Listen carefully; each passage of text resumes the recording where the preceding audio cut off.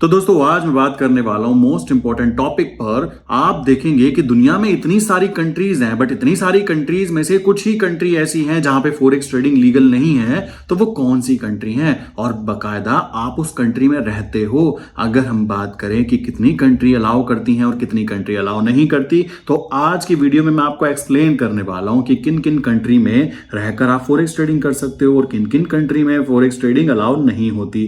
इस वीडियो को देखने के बाद में आपके माइंड में पिक्चर तो क्लियर हो जाएगी कि भाई मैं कहां से काम करना चाहता हूं। काफी लोग कंफ्यूज्ड हैं कि हम तो नेपाल से करेंगे, हम तो दुबई से करेंगे, हम तो सिंगापुर से करेंगे। तो आप यहां पे पहले समझ लीजिए कि किन किन कंट्रीज के अंदर फॉरेक्स ट्रेडिंग लीगल है और किन किन कंट्रीज के अंदर फॉरेक्स ट्रेडिंग लीगल है ही नहीं। अगर आप वहां करने की कोशिश करोगे तो आप अपने पैसे को दांव पर लगा रहे हो। तो इस वीडियो को ध्यान से समझो और वीडियो शुरू करते हैं और बहुत ही इजी वे में समझने की कोशिश करते हैं कि किन किन कंट्रीज के अंदर फॉरेक्स ट्रेडिंग लीगल वे में की जाती है। इस चीज को ध्यान से समझिएगा। तो दोस्तों समझने की कोशिश करते हैं कि क्यों इंडिया के अंदर या कह सकते हो ऐसी कंट्रीज के अंदर जहां पर फॉरेक्स ट्रेडिंग लीगल नहीं है और ऐसी कंट्रीज जहां पर फॉरेक्स ट्रेडिंग बहुत इजीली अवेलेबल है, वो कौन कौन सी कंट्रीज है। जैसे कि आप लोग जानते हो कि हम लोग वर्क करते हैं फॉरेक्स मार्केट के अंदर और स्पेशली हम गोल्ड में काम करना चाहते हैं। कारण बड़ा सिंपल सा है कि गोल्ड कभी भी क्लोज नहीं होगा। सिंपल सी बात है, आने वाले टाइम के अंदर भी इसकी मांग बढ़ती जाएगी। तो अब बात आती है, क्या इंडिया में रहकर काम किया जा सकता है फॉरेक्स मार्केट में? आंसर निकल के आएगा नो। कैसे, मैं आपको सारी चीजें एक्सप्लेन करता हूं। दुनिया में 195 कंट्रीज हैं। बहुत ध्यान से समझना मैं कहना क्या चाहता हूं और क्या कॉन्सेप्ट है, क्या इसके पीछे का बैक एंड का लॉजिक है। 195 कंट्रीज की बात करें तो अप्रॉक्स 190 कंट्री ऐसी है जहां पर फॉरेक्स ट्रेडिंग टोटली लीगल है, ठीक। बट अगर हम बात करें, हम उन 5 कंट्रीज में काउंट होते हैं जहां पर फॉरेक्स ट्रेडिंग के ऊपर या तो रिस्ट्रिक्शन लगाया जाता है या फिर कह सकते हो यहां पर उसको टोटली इलीगल बोल दिया जाता है। अब मैक्सिमम जो कंट्रीज है वो यहां पर कह सकते हो फॉरेक्स ट्रेडिंग अलाउ करते हैं और डायरेक्ट और इनडायरेक्ट वे में वहां पर आप काम कर सकते हो। कुछ रिस्ट्रिक्शंस हो जाते हैं कि आप नंबर ऑफ लॉट्स या फिर कह सकते हो लीवरेज की बात करें, कितने लीवरेज के साथ काम कर सकते हो, इन चीजों पे बातें आती है। बट हमारे लिए जो काम की चीज है वो क्या है? हमारे लिए काम की चीज है कि कौन कौन से सबसे पहले टॉप, अगर मैं बात करूं कि टॉप सबसे ज्यादा वो कंट्रीज जहां पर लोग जाकर काम करना पसंद करते ही करते हैं और वो जो है ना हब बोली जाती है कि भाई ये ना फॉरेक्स मार्केट की हब है। अब ये कौन कौन सी कंट्री है और वहां पर कौन कौन से रेगुलेशंस के थ्रू आप काम कर सकते हो, इस चीज को ध्यान से समझना। और कोई चाहे कि भाई मुझे इसका पूरा का पूरा डिटेल में चाहिए, तो आप क्या कीजिए, इस वीडियो के डिस्क्रिप्शन में ना मैंने पूरी डिटेल में ये चीज प्रोवाइड करके रखी है कि कौन कौन सी कंट्री में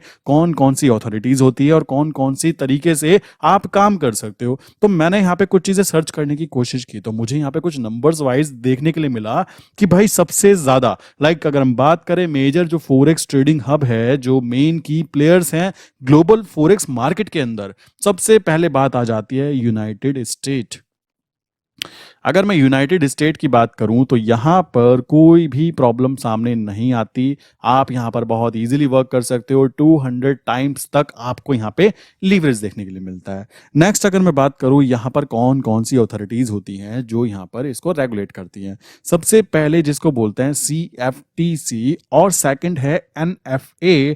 आप गूगल पे जाइए, इनको सर्च कीजिए, इनकी टर्म एंड कंडीशन को आइडेंटिफाई कीजिए कि क्या कोई फॉरेन इन्वेस्टर अकाउंट ओपन कर वर्क कर सकता है और क्या वहां पर टैक्सेशन, क्या वहां पे प्रॉब्लम्स, क्या वहां पे सॉल्यूशंस रहने वाले हैं। ये चीज आप बहुत इजीली नेट के थ्रू आइडेंटिफाई कर सकते हो।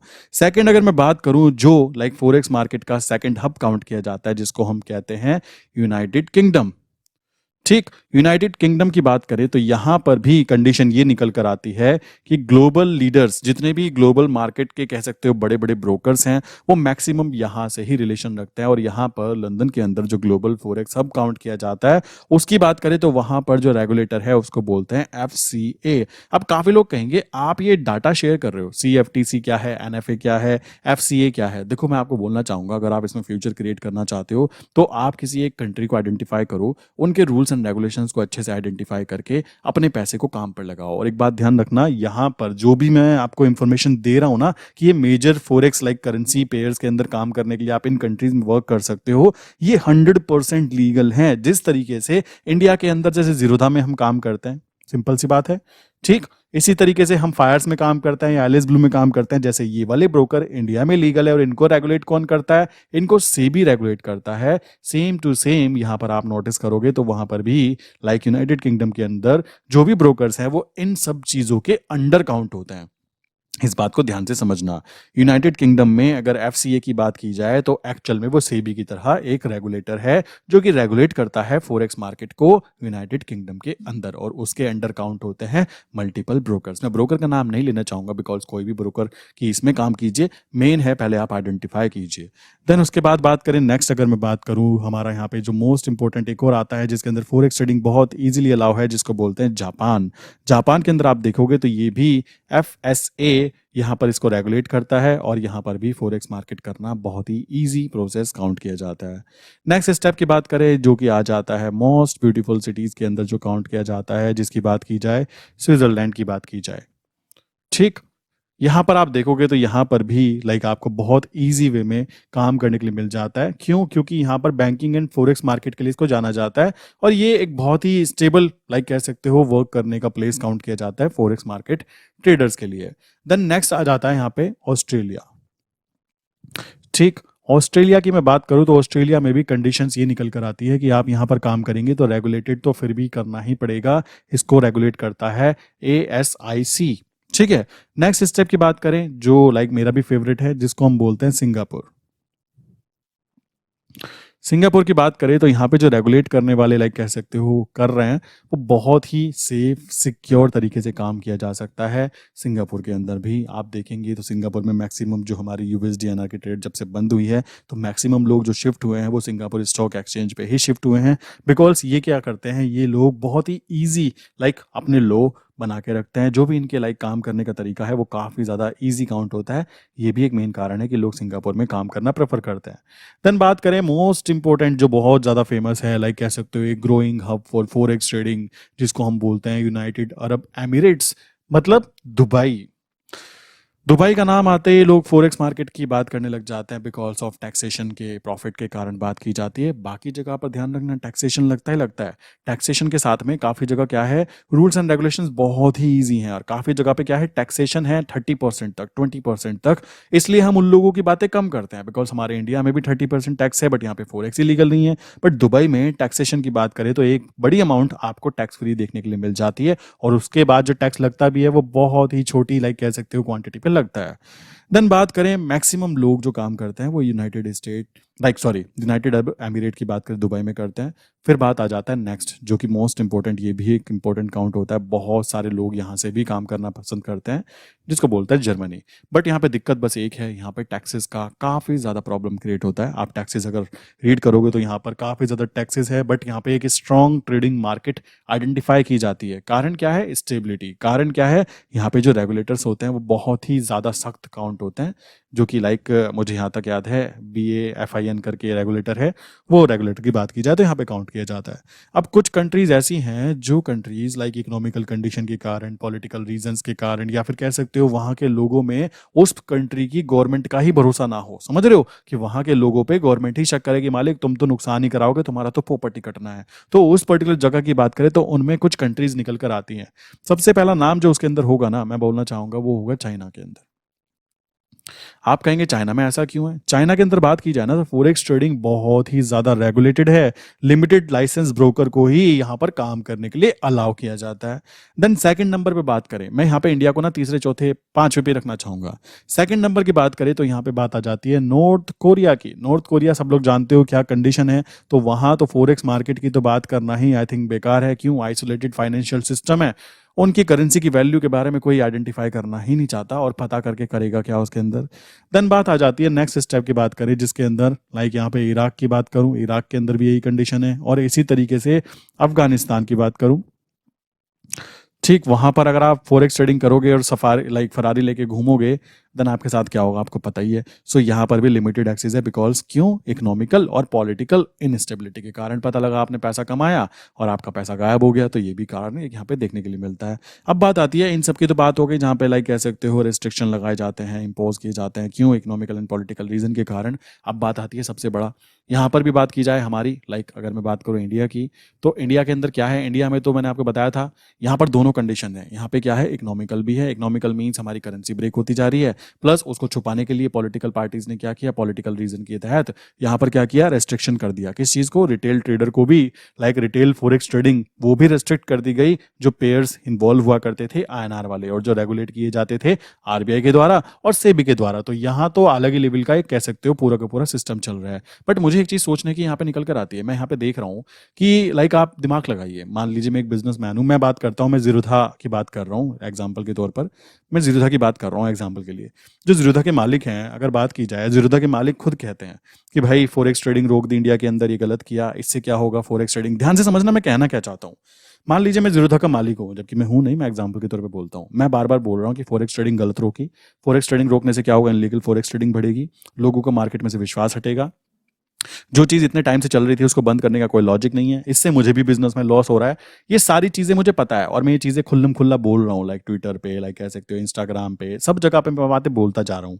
प्लस अब क्या है, अब हम देख रहे हैं कि हमारे सरकार का सबसे बड़ा जो मुखिया है वो पीएम मोदी की बात की जाए, पीएम मोदी सर की, सो यहाँ पर आप देखोगे तो ये प्लस ये दोनों बैठकर इंटरव्यू कर रहे हैं, हंसी मजाक कर रहे हैं। तो क्या जब ये हंसी मजाक कर सकते हैं, तो क्या इतने बड़े टॉपिक पर जो इंडिया की इकोनॉमी है, पॉलिटिकल कंडीशन है, क्या उस टॉपिक पर बात नहीं हुई होगी कि क्या हो रहा है मालिक, कि आपने यहाँ पे चलती हुई चीज को बंद कर दिया है, उससे मुझको भी लॉस हो रहा है और देश का भी लॉस हो रहा है। देश का लॉस क्या हो रहा है, देश में से लोग पैसा ले लेके इन जगह पर जाने की तैयारी कर रहे हैं, सॉरी इन जगह पे नहीं जहां पे फॉरेक्स ट्रेडिंग लीगल है। तो यहां पर थोड़ा सा देखने की बात है, देखने की बात क्या है, अभी ये बात समझ में आती है कि जब ये दोनों आपस में बैठकर 2 घंटे डिस्कशन कर सकते हैं, तो क्या बिजनेस डिस्कशन नहीं हुए होंगे कि आपका बिजनेस मालिक कैसा चल रहा है, और हुए होंगे तो ये बात जरूर आई होगी कि भाई करेंसी मार्केट एक पूरा का पूरा सेगमेंट आपने बंद कर दिया, क्यों, क्योंकि economical condition plus political condition वहां पे लगा दी गई। तो यहां इस बात को समझिएगा कि आने वाले टाइम में इंडिया के अंदर फॉरेक्स ट्रेडिंग को लीगल किया जाएगा, 100% किया जाएगा, क्योंकि जो चीजें हम लोगों को दिखाई जा रही है ना, वो रियलिटी में है भी नहीं। ध्यान से समझो, आप खुद सोचो, जिस इंसान का बिजनेस खराब हो रहा हो, किसकी वजह से, पीएम मोदी की बात की जाए, लाइक फाइनेंस मिनिस्टर की बात की जाए, सेबी चेयरपर्सन की बात की जाए, आरबीआई गवर्नर की बात की जाए, ये एक पार्टी के मेंबर हैं, लाइक एक पार्टी मींस सरकार के मेंबर है। और ये जीरोधा की बात करें, ये इनकी बात करें, फायर्स हो गया, एंजल हो गया, सब ब्रोकर्स हो गए, इनके मालिक इनके साथ बैठकर डिस्कशन कर रहे हैं। कॉमन सी बात है, आप सोचो क्या वो बिजनेस डिस्कशन नहीं करेंगे? जब 2 घंटे बैठकर वो नॉर्मल बातें कर सकते हैं पॉडकास्ट के रूप में, तो क्या ये डिस्कशन नहीं करेंगे कि आपने करेंसी मार्केट को क्यों बंद किया? रीजन अभी तक भी कोई क्लियर नहीं है, समझ रहे हैं आप? तो ये चीज समझ में आनी बहुत ज्यादा जरूरी हो जाती है। तो यहां इंडिया में ये भी बंद कर दिया गया। अब बचा कौन? काफी सारी कंट्रीज ना ऐसी हैं जो कि जिनको ना ऑफशोर फॉरेक्स ब्रोकर बोलते हैं। ऑफशोर ब्रोकर लाइक कह सकते हो कि इंडिया में रहते हुए लाइक आपको अलाउ कर दिया जाए कि आप अमेरिका के ब्रोकर के साथ काम कर सकते हो, आप दुबई के ब्रोकर के साथ काम कर सकते हो, तो उन ब्रोकर को ना ऑफशोर फॉरेक्स ब्रोकर बोला जाता है। बट कुछ कंट्रीज जो हैं अपने सिटीजन्स को इंटरनेशनल ब्रोकर के थ्रू काम करने के लिए अलाउ करती हैं, और कुछ जो है उनको रोकती है। बट अलाउ करने वाली कौन कौन सी है, जैसे कि बात की जाए हमारा लाइक पड़ोसी जो है, लाइक पाकिस्तान की बात करें, यहाँ पर क्या है, इनके खुद के ब्रोकर कोई नहीं है, इनके ब्रोकर की बात करें वो तो बर्बाद पड़े हुए हैं। तो ये लोग क्या करते हैं, ये पाकिस्तान में रहते हैं और ये क्या करते हैं, दूसरे ब्रोकर्स की बात करें, उन ब्रोकर के ऊपर अकाउंट ओपन करते हैं। वहां पर थोड़ी प्रॉब्लम ही रहती है, पैसा गायब हो सकता है, और गायब हो गया तो जो ट्रीटी है दो देशों के बीच में, वो ये तो नहीं है ना कि आपका पैसा वापस ला के देंगे। देन बात करें नेक्स्ट, इसी सीरीज में मुझे याद आया कि लाइक अगर मैं बात करूं बांग्लादेश, ये भी ऐसे ही हैं, इनके पास भी सेम कंडीशन है, इनके पास भी खुद के कुछ ब्रोकर्स नहीं है, और जो ब्रोकर्स हैं वो बी बुक ब्रोकर होते हैं। एंड यहाँ पर क्या करें, ऑफशोर मार्केट अलाउ की जाती है। देन बात करें एक और है श्रीलंका, ठीक, श्रीलंका की बात करें यहाँ पर भी। अब बात आती है आपका प्यारा सबका प्यारा, जैसे दुबई हो गया, लाइक दुबई की बात करें, वहां पे सब जाना चाहते हैं। अगर मैं नेपाल की बात करूँ ना, तो एक बात ध्यान रखना, नेपाल के अंदर फॉरेक्स ट्रेडिंग की जरूर जाती है, बट एक लिमिटेड एक्सेस तक की जाती है। इस बात को दिमाग में बिठा लीजिएगा। काफी लोग सोच रहे हैं कि हम अपना पूरा पैसा लेके नेपाल जाएंगे और नेपाल के बैंकों के अंदर पैसा डाल के वहां से ट्रेड करना चालू करेंगे। नहीं, ये बात ध्यान रखो, वहां पे भी ऐसे ही ट्रेड की जाती है, ऑफशोर मार्केट के थ्रू की जाती है, और ऑफशोर जो ब्रोकर्स होते हैं उनके थ्रू की जाती है। इस बात को समझना। तो अगर किसी का बड़ा फंड है तो मैं तो उसको बोलूंगा कि मेरे भाई वो दुबई जैसी कंट्री के अंदर ही एंटर करे, ठीक है। और किसी का छोटा फंड है तो हाँ, वो नेपाल में जाके काम कर सकता है, नो प्रॉब्लम। ये बात ध्यान रखो, बड़े फंड के साथ आपको सेफ जगह पर ही जाना होगा। अब देखो काफी सारे लोग ना, मैं देख रहा हूँ, मुझे एक वीडियो शेयर की गई, मैं नाम नहीं लेना चाहूंगा ब्रोकर का, प्रॉब्लम क्रिएट हो जाती है। मान लीजिए XYZ ब्रोकर है, ठीक, तो XYZ ब्रोकर जो मान लीजिए दुबई के अंदर बैठा हुआ है, दुबई के अंदर पहली बात तो कंपनी स्टेबलाइज करना इतना इजी नहीं होता। और अगर कोई कंपनी, मान लीजिए मैं हूं, मैं कवि शर्मा, मैं गया दुबई, मैंने बोला भाई मेरी नई कंपनी है XYZ करके, और मैंने कंपनी चलाई, कंपनी चलाने के बाद में मैं वहां पे काम कर रहा हूं। अगर मेरी कंपनी के लेकर किसी ने कंप्लेन कर दी और वो कंप्लेन ट्रू फाइंड आउट हुई कि हाँ कुछ ना कुछ घपला हुआ है, समझ रहे हो, तो मेरे भाई मैं मेरा खानदान ब्लॉक कर दिया जाएगा दुबई में एंटर करने के लिए, समझ रहे हो, इतनी ज्यादा रिस्ट्रिक्शंस काउंट होती है। प्लस जो वो पैसा मैंने घपला करके, चोरी करके या कुछ ऐसे स्कैम करके कमाया होगा, जो कि कह सकते हो जब भी तो कंपनी के ऊपर आ चाहिए ना, अगर वो कमाया होगा ना भाई, किसी के कह सकते हो खानदान में दम नहीं है कि उस पैसे को वापस दुबई से रिलीज करवा दे। ये बात बिल्कुल सच है। अब आप सोचो कोई भी कंपनी XYZ, जो बड़े बड़े ब्रोकर हैं जो दुनिया भर में काम कर रहे हैं, 190 कंट्रीज के अंदर काम कर रहे हैं, और केवल 5 कंट्रीज ऐसी है जहां पर इनको इनलीगल बोला जाता है। तो आप सोचो 190 कंट्री में काम करने वाला ब्रोकर, अगर वो ब्रोकर दुबई में जाके कुछ घपलेबाजी करता है, मान लीजिए आपने वहां पे अकाउंट ओपन किया और अकाउंट ओपन करने के बाद में वो आपका फंड विड्रॉल नहीं करता है, आपके साथ में कोई स्कैम करता है, आपको ऐसा फील होता है कि मैं ठगी का शिकार हुआ हूं, तो मेरे भाई एक बात ध्यान रखना, आप वहां पर एक छोटी सी कंप्लेंट डालोगे, और कंप्लेंट डालते ही जो दुबई में उनके अकाउंट्स हैं, ठीक है, अब ऐसा तो नहीं होगा, एक बात बताओ मेरे भाई, ध्यान से समझना, मैं फिर बोलना चाहूंगा, अगर मान लीजिए XYZ कंपनी है, उसके दुबई में मान लीजिए 1 लाख 10,000 के आसपास 10,000 के आसपास अकाउंट्स हैं, आपके अकाउंट के अंदर उसने घपला किया, आपने 1 करोड़ डाल रखा था, उस 1 करोड़ के ऊपर उसने घपला किया, तो आपको विड्रॉल नहीं दिया, या कह सकते हो आपके साथ में कुछ भी स्कैम हो गया, आपने क्या करना है, आपको जाना है दुबई अथॉरिटीज के पास कि देखो जी इस पर्टिकुलर कंपनी ने मेरे साथ स्कैम किया। पहली बात तो ये बताइए कि आप जिस दिन जाएंगे, क्या उसी दिन उन 10,000 लोगों का जो फंड है वो दुबई के जो बैंक के अंदर पड़ा हुआ है, उन लोगों का, आम जनता का, सबका जो भी पैसा इकट्ठा किया हुआ है, क्या वो फंड एक साथ ये ब्रोकर रातों रात या 1 घंटे के अंदर भगा लेके चला जाएगा? नहीं। तो आप अगर यहां जाते हो और अगर ये प्रूफ हो गया कि ये कंपनी ने आपके साथ स्कैम किया है, तो मेरे भाई ये फंड ब्लॉक हो जाएगा। ये है सेफ्टी दुबई के अंदर। तो बहुत सारे लोग कहते हैं कि भाई दुबई के अंदर सेफ्टी है, नहीं है भाई, इतनी सेफ्टी है आप सोच भी नहीं सकते। कैसे? मैंने आपको बताया ना कि आपने एक कंप्लेन डाल दी, अगर वो कंप्लेन सच है देन डेफिनेटली आपके सपोर्ट में क्या होगा, वो पूरा सिस्टम ही ब्लॉक कर दिया जाएगा जब तक आपके लिए वो सॉल्यूशन प्रोवाइड ना कर दे। तो घपले करने की तो बात ही नहीं आती। वो ब्रोकर छोड़ो, ब्रोकर के खानदान को एंटर नहीं करने देंगे दुबई के अंदर। ये कंडीशंस है वहां पे, रूल्स एंड रेगुलेशंस की, तो डरने की कोई बात नहीं है। मैं देखता हूँ काफी सारे ना यूट्यूब पे वीडियो डालते हैं कि इस वाले ब्रोकर ने किया मेरे साथ स्कैम। भाई वो स्कैम वहां कर सकते हैं जहां पर फॉरेक्स ट्रेडिंग लीगल नहीं है। आप देखोगे इंडिया में अगर फॉरेक्स ट्रेडिंग लीगल नहीं है तो पैसा जो होता है ना, वो पैसा जाता है कैश के अंदर, और कैश में जब पैसा जाता है मेरे भाई, आपको बात समझनी होगी, वो हवाला के थ्रू बाहर जाता है। तो यहां पर तो अगर कोई भी बड़ा ब्रोकर भी होगा ना, वो भी घपला कर देगा। क्यों? उसको पता है कि आप पुलिस के पास जा ही नहीं सकते। बट जिस देश के अंदर फॉरेक्स ट्रेडिंग लीगल है, जिस देश के अंदर वो ब्रोकर बड़े बड़े ऑफिस खोल के बैठा है, जिस देश के अंदर वो बड़े बड़े ब्रोकर जो हैं उस देश के नागरिकों को मोटिवेट कर रहे हैं कि आइए मेरे साथ ट्रेड कीजिए, आपका यहां पर पैसा लगाइए, तो सोचो अगर वो ब्रोकर यहां पर कोई प्रॉब्लम क्रिएट करता है तो उसको पहली बात तो उसके पूरे पूरे अकाउंट फ्रीज कर दिए जाएंगे। प्लस आपके 1 करोड़ 2 करोड़ लेके वो भागने वाला नहीं है, उसके पास हजारों करोड़ होंगे जो दुबई के अंदर लोग हैं जो ट्रेड कर रहे हैं। तो इस चीज को ध्यान में रखते हुए काम कीजिएगा जिस भी देश में आप काम करना चाहते हो। अगर आप जर्मनी में काम करना चाहते हो, आप स्विट्जरलैंड में काम करना चाहते हो, वहां के रूल्स एंड रेगुलेशंस को समझना बहुत ज्यादा जरूरी है। अगर आपने रूल्स एंड रेगुलेशंस को समझ लिया कि यार इतना खतरनाक रूल है, आप खुद सोचिए ना, एक ब्रोकर के 10,000 कह सकते हो यहाँ पे काम आपकी तरह क्लाइंट हैं, तो आपके साथ उसने घपला किया, तो ऐसा थोड़ा ना जिस दिन आपके साथ घपला किया उसी दिन वो सभी ब्रोकर के सभी लोगों के साथ एक साथ घपला करेगा और आपका पैसा लेके भाग जाएगा। नहीं, आपके साथ घपला किया है, आप अथॉरिटी के पास जाओगे, अथॉरिटी क्या करेगी, उस पर्टिकुलर ब्रोकर की बैंड बजा देगी। ये बात दिमाग में बिठा लीजिएगा। तो ये है तरीका काम करने का। और रही बात इंडिया की, इंडिया की बात करें, चाइना की बात करें, नॉर्थ कोरिया की बात करें, अफगानिस्तान या इराक की बात करें, यार ये कुछ गिनी चुनी कंट्रीज हैं, 4 से 5 कंट्रीज हैं जहां पर फॉरेक्स ट्रेडिंग को इलीगल बोला जाता है। बाकी आप देखोगे तो 190 कंट्रीज के अंदर इसको लीगल बोला जाता है। टोटल 195 तो कंट्रीज ही है ना, तो 5 कंट्री में इलीगल है तो क्या दिक्कत है? 190 कंट्री के अंदर लीगल है। बस आपको करना क्या है, आपको अपने आप को इतना सक्षम बनाना है कि आप यहाँ पे जाके प्रॉफिट कमा सको, पैसा कमा सको। बस ये है फंडामेंटल कॉन्सेप्ट, और कुछ भी करने की खास ज़रूरत आई डोंट थिंक कुछ पड़ने वाली है। अगर आप एक प्रोफेशनल ट्रेडर हो ना, तो आपको यहाँ पे कोई भी प्रॉब्लम देखने के लिए नहीं मिलने वाली। बट अगर आप एक अनजान आदमी हो जो केवल कुछ लोगों के कहने पर आ गया कि चलो मैं भी चलता हूँ, देन डेफिनेटली आपको प्रॉब्लम आएगी, बिकॉज आप एक गलत बिजनेस में एंटर कर रहे हो जहां पर पैसा पैसा कमा कर लाता है, और आप कोशिश कर रहे हो कि मेरी मदद से मैं पैसा कमा लूँ। Not possible. पैसे से पैसा कमाने के लिए अगर आप जाना चाहते हो फॉरेक्स मार्केट में, देन बेस्ट ऑप्शन अभी भी दुबई ही है। और आने वाले टाइम के अंदर देख लेना, आप इंडिया के अंदर भी फॉरेक्स ट्रेडिंग को लीगल करना होगा। इतनी बड़ी जनसंख्या को फॉरेक्स ट्रेडिंग से दूर रखना एक बहुत बहुत बहुत मुश्किल काम है, जो कि अभी तक के तो किया जा रहा है, बट आने वाले टाइम के अंदर ये चीज़ अलाउ की जाएगी। एंड मैं एक चीज़ और बोलना चाहूँगा भाई, जैसी कंडीशन चल रही है ना, मैंने देखा कि किस तरीके से वो बैठकर दोनों लोग गप्पे मार रहे हैं। वो वहाँ पे बातें कर रहे हैं कि पिज़्ज़ा खाता हूँ मैं, तो ये खाता हूँ। वो जब इतनी बातें कर सकते हैं ऑन कैमरा, तो ऑफ कैमरा जब डिस्कशन किया गया होगा बिजनेस को रिलेटेड लेकर, क्या आपको लगता है पीएम मोदी ने ये नहीं पूछा होगा बिजनेस कैसा चल रहा है? क्या आपको लगता है कि ज़ीरोधा के मालिक ने ये बात नहीं कही होगी कि आपने भाई करेंसी मार्केट को डिस्ट्रॉय कर दिया है, इसके पीछे का कारण क्या है, आरबीआई की पॉलिसीज क्या है? बिकॉज किसी को भी क्रिस्टल क्लियर नहीं है कि आप क्या कर रहे हो। ये बात वहां पर जरूर हुई होगी, और हुई होगी तो आप खुद समझ सकते हो कि क्या कंडीशंस हैं।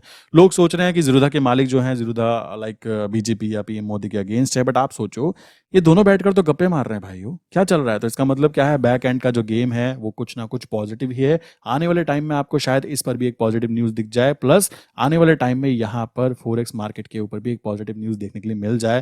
बिकॉज कंडीशंस क्या है वो सामने तभी आती है जब ये लोग उजागर करना चाहते हैं। आई विश यहाँ तक की बातें क्लियर हो गई होंगी। नीचे कमेंट करके अपनी राय जरूर बताना कि आपके लिए बेस्ट कंट्री कौन सी है। क्या अभी आप दुबई में एंटर करना चाहेंगे, या फिर कोई और कंट्री है जहां पर उससे भी ज़्यादा सेफ एंड सिक्योर आपको फील होता है? कमेंट करके ज़रूर बताइएगा, मैं जानना चाहूँगा। आपके कमेंट का बेसब्री से मैं इंतज़ार करूँगा। नीचे जाइए, कमेंट कीजिए एंड मुझे बताइए कि क्या आप सोचते हो।